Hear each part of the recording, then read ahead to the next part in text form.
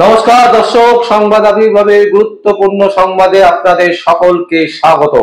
আমরা প্রত্যেক দিনের মতন আজকেও একটি বিশেষ এবং গুরুত্বপূর্ণ সংবাদ আপনাদের সামনে তুলে ধরব।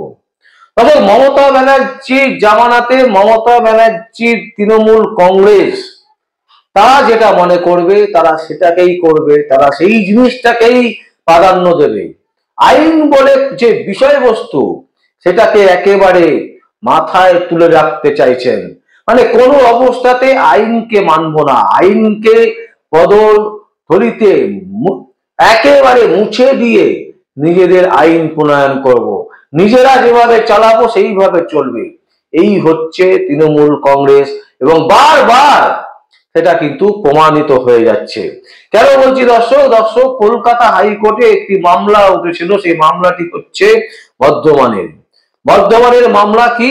আদালতের অনড় অবস্থানের সামনে টিএমসির অবৈধ পার্টি অফিস ভাঙতে বাধ্য হলো পুরসভা। দিনের পর দিন পুকুরের একটা অংশ ভরাট করে সেই অংশে একটি বাড়ি তৈরি করা হয়েছিল এবং সেই বাড়িতে তৃণমূলের অবৈধ পার্টি অফিস চলছিল। সেই পার্টি অফিস কোনো অবস্থাতেই ভাঙছিল না বর্ধমান পুরসভা।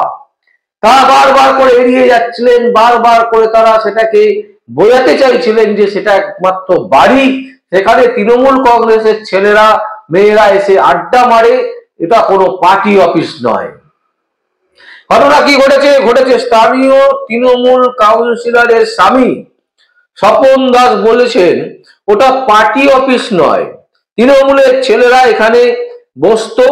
ভোটের সময় বাড়িটিকে কয়েকদিন পার্টি অফিস হিসাবে ব্যবহার করা হয়েছিল।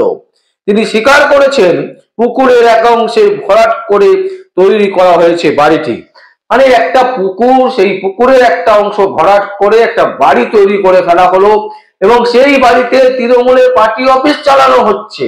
অথচ স্থানীয় মানুষকে, কোর্টকে ভুল বোঝানো হচ্ছে কি যে সেটা নাকি পার্টি অফিস না, সেটা বসবাস করার বাড়ি, সেখানে তৃণমূলের ছেলেমেয়েরা এসে আড্ডা মারত এবং ভোটের সময় সেটাকে পার্টি অফিস বানানো হতো।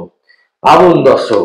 এবং এই নিয়ে কলকাতা হাইকোর্টে মামলা হয় এবং সেই মামলাতে একদম স্পষ্ট হাইকোর্টের বিচারক একদম পরিষ্কার বার্তা দিয়েছেন যে কোনো অবস্থাতেই এই বাড়িকে টিকিয়ে রাখা যাবে না, এই অবৈধ নির্মাণকে ভেঙে গুড়িয়ে ফেলতে হবে। এবং তাতেও গড়িমসি। তারপরে বাধ্য হয়েছে বর্ধমানের পুরসভার যারা কর্মকর্তা, তারা বাধ্য হয়েছেন, যেহেতু কলকাতা হাইকোর্ট অর্ডার দিয়েছে, যেটা মানতে হবে, কিছু করার নেই। অবৈধ নির্মাণ কোনো অবস্থাতেই রাখা যাবে না এবং যার ফলে ভাঙার কাজ শুরু হয়েছে আজকে থেকে, শুক্রবার থেকে ভাঙার কাজ শুরু হয়েছে। আমরা সম্প্রতি দেখেছি যে বেআইনি বাড়ি ভাঙা নিয়ে পুরসভাগুলির গড়িমসি এবং তাতে কিন্তু কড়া মনোভাব দেখিয়েছিলেন বিচারপতি অমৃতা সিনহা।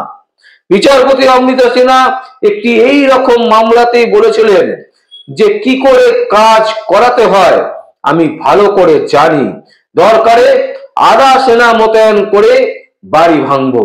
এবং আজকের যে রায় কলকাতা হাইকোর্টে, সেই রায় কিন্তু একেবারে সেই বুঝিয়ে দিল যে এই কোর্ট যেটা বলবে বিচার ব্যবস্থাকে কোনো অবস্থাতেই লঙ্ঘন করা যাবে না।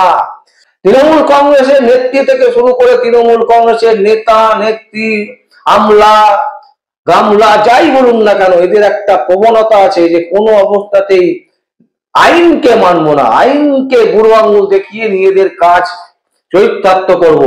এবং সেই কাজে কিন্তু কলকাতা হাইকোর্ট একদম স্পষ্ট বলে দিল যে কোনো অবস্থাতে আইনকে লঙ্ঘন করা যাবে না। এবং বর্ধমানের এই শহরে, বর্ধমানের যে শহরে হয়েছে সেটা নাম হয়েছে বর্ধমানের ইচালাবাদের এই ঘটনা। ইচালাবাদের বাসিন্দা তৃণমূল কাউন্সিলরের স্বামী স্বপন দাস। এবং এই স্বপন দাস বারবার করে একটা কথাই বোঝাবার চেষ্টা করছিলেন যে এটা হচ্ছে একটা বাড়ি এবং এই বাড়িতে তৃণমূলের ছেলেমেয়েরা এসে আড্ডা মারে, এটা কোনো পার্টি অফিস না। কিন্তু যখন ভোট হয় তখন এটাকে কয়েকদিনের জন্য পার্টি অফিস বানিয়ে দেওয়া হয়। তাহলে দর্শক, আমরা সেই ছবি দেখাচ্ছি, একবারও দেখে মনে হচ্ছে এটা বসতি বাড়ি। আমাদের কিন্তু দেখে একবারও মনে হচ্ছে না যে এটা বসতি বাড়ি। একেবারে তৃণমূলের বোর্ড লাগানো, তৃণমূল কংগ্রেসের বোর্ড লাগানো, সেটাকে বলা হচ্ছে যে বসত বাড়ি, এটা পার্টি অফিস নয়। আর কলকাতা হাইকোর্টের অবজারভেশন একদম স্পষ্ট, যেটা পার্টি অফিস। শুধু তাই নয়, এটা পুকুর, পুকুরের একটা বড় অংশ ভরাট করে এই পার্টি অফিস তৈরি হয়েছে। তাই কোনো অবস্থাতেই এই অবৈধ নির্মাণকে টিকিয়ে রাখা যাবে না, এবং সরাসরি অর্ডার এবং সেই অর্ডারকে গড়িমসি করার সাহস বর্ধমান পুরসভা দেখাবার ক্ষমতা হয়নি। কারণ সেইভাবেই কিন্তু বিচারপতি বিচারে তিনি রায় দিয়েছেন, এবং সাপাটে চর মারা, যাকে বলে চর মেরে বুঝিয়ে দিয়েছেন যে আইন হচ্ছে সবার ঊর্ধ্বে, নেতা নেত্রী সবার ঊর্ধ্বে নয়, মানুষের ঊর্ধ্বে নয়। ভারতবর্ষের গণতন্ত্র রাষ্ট্রে আইন হচ্ছে সবার ঊর্ধ্বে, আইনকে প্রত্যেককে মানতে হবে।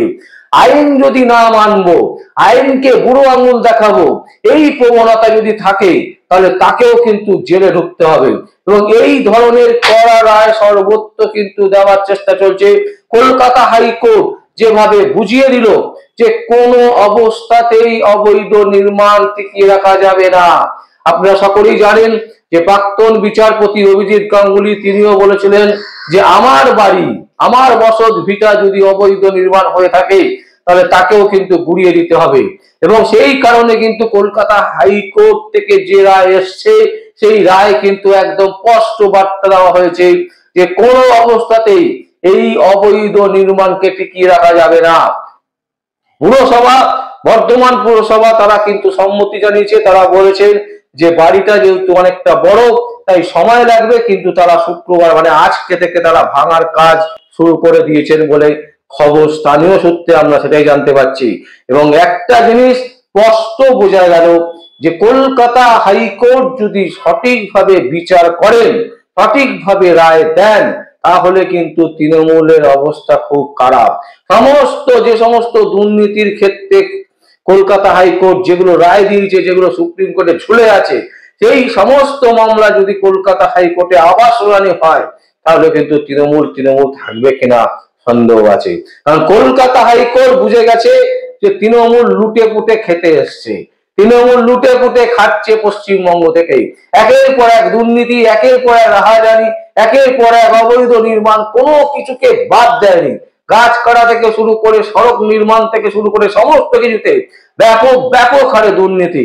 তাই কলকাতা হাইকোর্টের এই যে রায়, এই রায়কে স্বাগত জানিয়েছে বহু বুদ্ধিজীবী মানুষ, এবং যারা সমাজের আইন নিয়ে পড়াশোনা করেন, যে সমস্ত আইনজীবীরা, তারা কিন্তু একদম স্পষ্ট বার্তা দিয়েছেন যে কলকাতা হাইকোর্টই কিন্তু একমাত্র সঠিক জায়গা যেখানে তৃণমূল কিন্তু দমে যায়। কারণ সঠিক তথ্য, সঠিক পরামর্শ কলকাতা হাইকোর্ট দেয় বলেই কলকাতা হাইকোর্টে বারবার করে জনস্বার্থ মামলা হয়। দর্শক, আমরা এই সংবাদ আপনাদের সামনে তুলে ধরলাম। যদি আপনাদের কোনো বক্তব্য থাকে, কোনো কমেন্ট থাকে, অবশ্যই আপনারা কমেন্ট বক্সে কমেন্ট করবেন। আর দেখতে থাকুন পরবর্তী সংবাদ আবির্ভাবে। আমার নাম বিশ্বজিৎ পাল, সংবাদ আবির্ভাবের জন্য।